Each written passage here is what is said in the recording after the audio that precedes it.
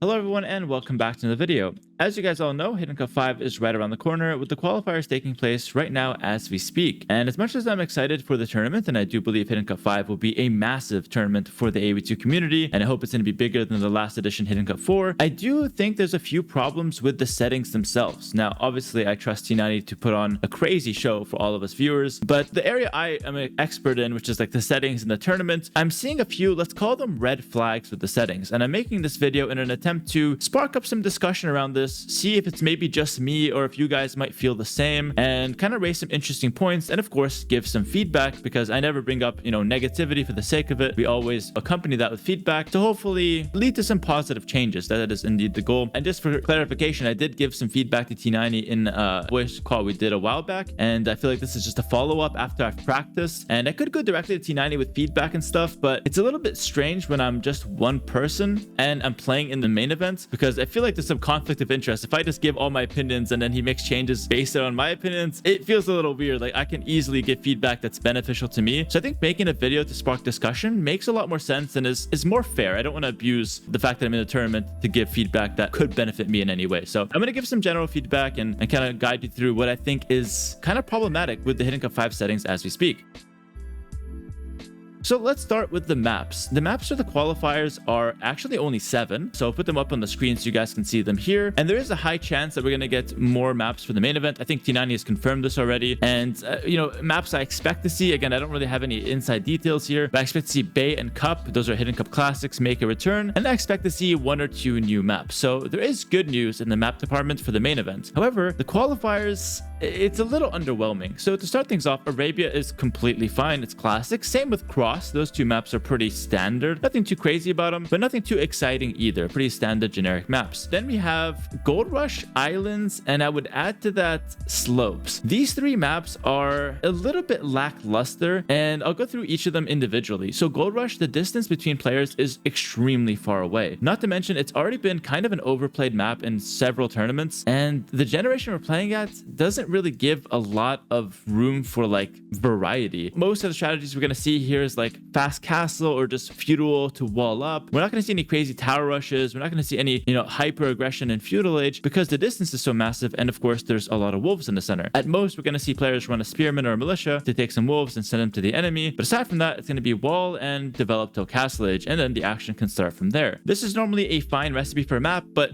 Gold Rush is a snowbally map. So once it gets to castle age, the guy who starts taking good trades or starts getting into an advantageous position usually just automatically wins the game. So it's a slow start to a pretty underwhelming conclusion, and I just don't really like Gold Rush these days, or at least this version of it, where players are spawning so far away. Islands is an extremely boring water map. I mean, in general, water maps that don't have connections via, marsh terrain or even starting with a transport ship, they just end up being rather boring and slow paced. Islands especially is a very old school style map. You have 2 middle islands that are small and have a little bit of resources, and then you have your main islands, and that's about it. You don't start with a transport ship, so going for landings is extremely risky. And actually, because you don't start with a transport ship, you can't really scout what your opponent's going for, whether he's going for a back dock and a fast castle, or a forward dock rush, or a landing himself. You can't really know that. So there's a bit of like RNG, or a bit of like a coin flip in terms of what your opponent can go for. And not to mention, like, most island games end up just being a mirror match on water. Both players just going for navy, no landings whatsoever, and they just play till the wood runs out. And while this could be a spectacle for your newer viewer, it's like, oh, like a really long islands game lasted an hour 15 minutes, that's so cool. But then when every islands game at high level ends up being exactly that, when the meta gets figured out, it can get really boring. Aside from that, I feel like islands in general, it's really hard to like end the game early. So no matter if someone gets to an advantageous position or someone pulls ahead, the other guy can probably just stall, and every game ends up going late game, or at least past the 40-45 minute mark. Like I said, the first one you see like this could be interesting, but after a while it will definitely get boring for the viewers. Then moving on to Slopes is another map I've mentioned here. This map is kind of similar to Islands in the sense that there's a lot of wood on the outside, and I feel like this could lead to a lot of long games. So between Gold Rush, Islands, and Slopes, we have maps that tend to take the game long, or at least past Feudal Age, well past Feudal Age, with very little action. And the reason why there's no crazy action happening on slopes is because it's usually pretty easy to full wall your main base, and then going out to the sides, if you can secure a TC, if nothing crazy happens, then both players just kind of fall into a boom. I could see slopes bring in a little bit more action. It's not exactly a terrible map, but it's not exactly an aggressive map either. Then moving on to Quarry. Quarry is a map that just looks interesting, but ends up being super one-dimensional in practice. The sides with the one tile of trees ends up being just like non-existent as far as like strategy. We did see last Hidden Cup people try to like cut on the sides, but this time around people are going to be much better, much more well prepared. No one's really going to try to cut on the sides. You're going to see players wall the center and just small fight over the center plus big boom into late game. And most of the time, that's what the game will play out as on maps like Quarry. And I think the exception to the rule here is Mudflow. I think Mudflow is a pretty solid map, and I enjoy playing it, and I think it's great for viewers. It has a good balance of aggression and some variety of strategy, and I think Mudflow is a good map. But Cross and Arabia, pretty lackluster, pretty average, I guess, like pretty whatever. And then the other 4 maps, Gold Rush, Islands, Quarry, and Slopes,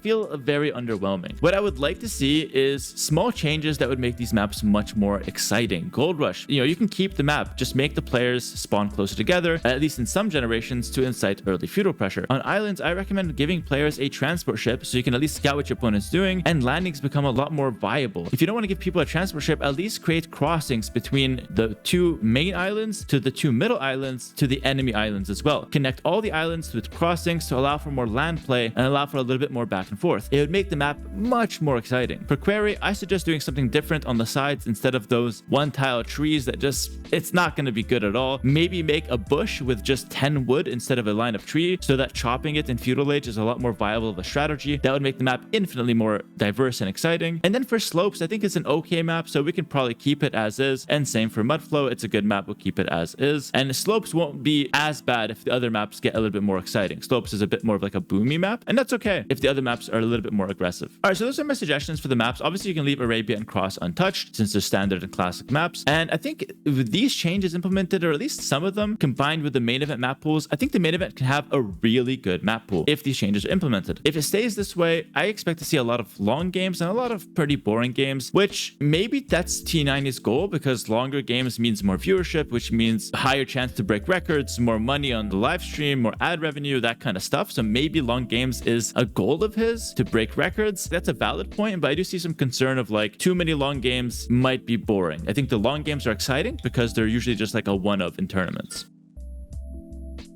Aside from the maps, which I do think is like the major issue here for the settings, I do think there's a couple other things that I would also classify as red flags. And this is the Civ draft. The Civ draft is currently only 3 bans each, and then you pick Civs, no snipe. And yeah, no random bans, nothing. We have 45 Civs, and we have 3 bans each, so -6. We now go to 39 Civs. Out of the 39 Civs, if players pick each of them 6 Civs, we're gonna see the top 6 best Civs on each side. And that's gonna be like a pool of, let's say, 6 bans plus 6 picks each, 18 in a best of 5. Then you're gonna look at like maybe 25 to 30 Civs played, because the other 15 are just gonna be obviously much weaker than the top 25 or 30 Civs. And I don't think AoE 2 is in the situation where we want to have only half the Civs being played. I think the more variety we see from the Civs, the better it is for the tournament, for the players, and for the viewers. I think it rewards players for being creative and mastering multiple Civs. And I think it also gives the viewers a better show, seeing more diverse Civs, seeing civilizations that are popular amongst the viewers like Goths and Sicilians that you might never see in pro play if there's only a few bans. In this case, I recommend just giving more bans to players, or at least splitting up the Civ draft to allow for like a couple picks and then more bans, or some way to incorporate more civilizations into the drafts. If we leave it with minimal bans, you're gonna see the same Civs on the same maps every single time. Civs like Japanese and Persians will be so popular on Cross because there's just not enough bans to take those top tier Civs off. So you're gonna see repeats of those matchups day in, day out when it comes to qualifier and main event. I think that is probably not ideal. I think